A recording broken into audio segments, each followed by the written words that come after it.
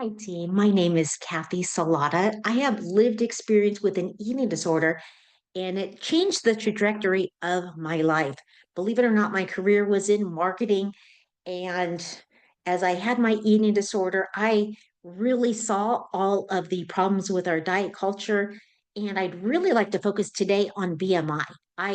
Applaud you for undertaking this exercise program with Shannon. I think it is going to do wonders for not only your body, but your mind as well. And one thing that often when we're trying to find our progress in our exercise program is to get on that scale, right? And that may not be the best way to determine our progress. Ideally, I would like for you to say, oh my goodness, I feel amazing. I feel great. But, with exercise, you may not recognize your progress, just like you may not recognize your hair growing. So I want you to just take a moment and think about why you are um, undergoing this exercise program. And I would like to encourage you to not look at BMI as your progress. And I'd love to share with you why I have this belief.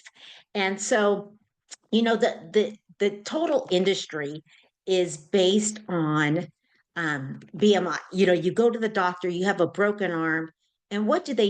They weigh you, right? It's what they do. So let's talk a little bit about how the BMI was created. So it was created by a mathematician, believe it or not, in the 1830s. So it wasn't even a health professional who developed this, but it became very popular in the 1970s for diagnosis of obesity. And so who really took this to a new level was insurance companies.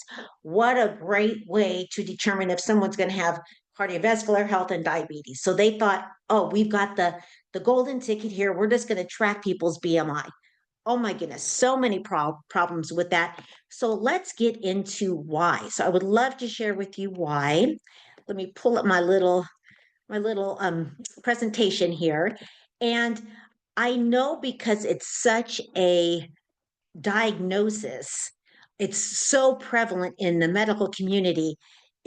I find people find it hard. BMI is the gold ticket, right? But it really isn't. I'm not the only one who says that either. There's lots of people that say that. So let's look at who's saying that. So let me pull this up here and let's look. World Health Organization. BMI is a crude population tool that fails at the individual level. More than 30% of people classified as obese by BMI are metabolically healthy. Using BMI alone can lead to misdiagnosis and mistreatment of patients. So it's not just me saying that. So if you don't know how the BMI, how we calculate it, you take your weight in kilograms.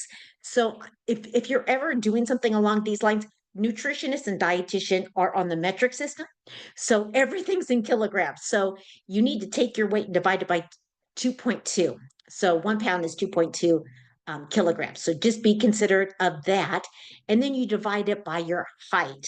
Now, the big problem, if you're just thinking about it objectively, is it doesn't determine if you have muscle or fat. And think about muscle, it weighs more per volume. So if I had a box of muscle and I had a box of fat and the boxes were the same size, the muscle would weigh more than the fat because it's condensed. It's a wonderful thing that our bodies have, but just recognize that it's condensed. So when people say it weighs more than fat, it really does per per space. So just be considerate of that. And particularly athletes are misdiagnosed as being obese based on the BMI. So I'm going to share with you some other ways to mark your progress if you really need to do so. Again, I think if you feel great, that is enough reason to keep on that exercise problem. So let's talk a little bit about additional problems with the BMI. So there's a type of fat that's around the organs. It's called visceral fat, and it's more harmful than subcutaneous fat. And the reason being, it's around those organs. Think about all of your vital organs are right in your abdomen area, right? You have your liver, your kidneys, lungs, all of that great things that keep you alive.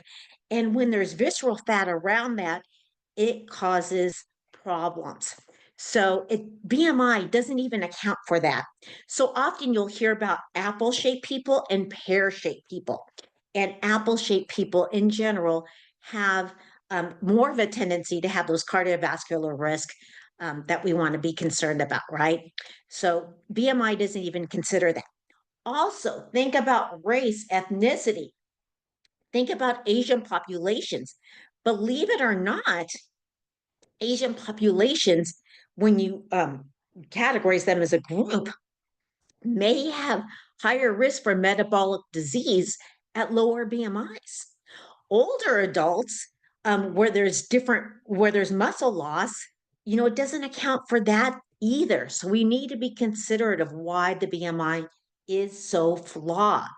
And there's also, believe it or not, there was a study done in 2013 that demonstrated the obesity paradox, that people in larger bodies or larger BMIs were dying at a lower rate than healthy individuals.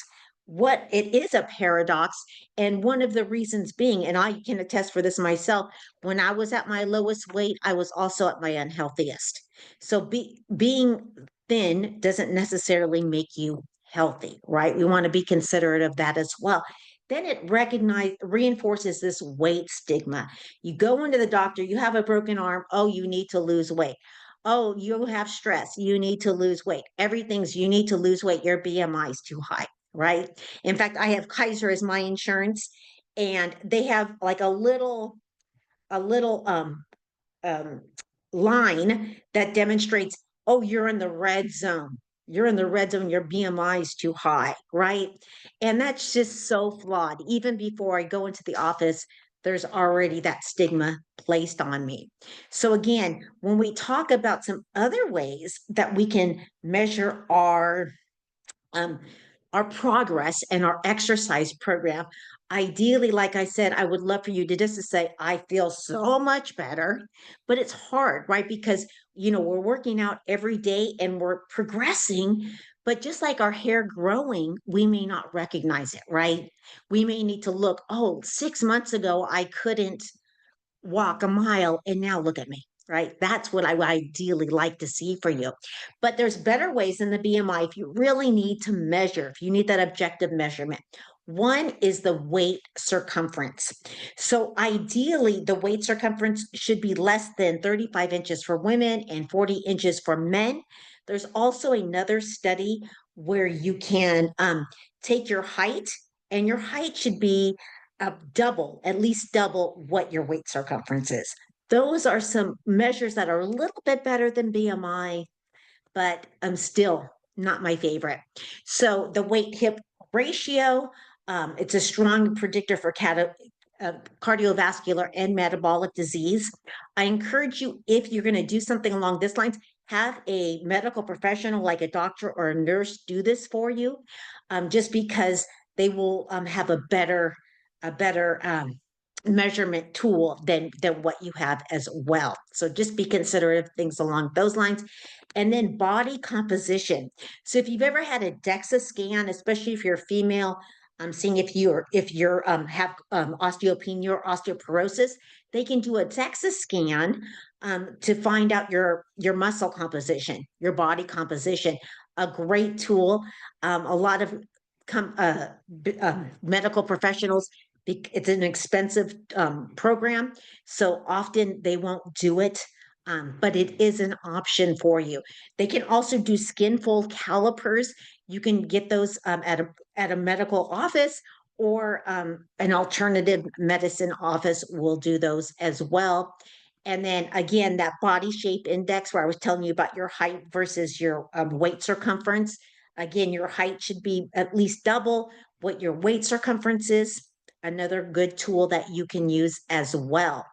And then the cardiometabolic risk panel, which is a blood test where they look at your fasting glucose, your triglycerides, your healthy cholesterol, and your any type of inflammation markers like CRP. So often you can ask your medical professional for these. It's a little bit more intense than just a regular CBC panel. So that's another tool that you have for you as well. But ideally, we would have this health at every size. Having that physical activity, getting that mental health, which exercise is a great operation for that, right? Having good eating patterns, good sleep patterns.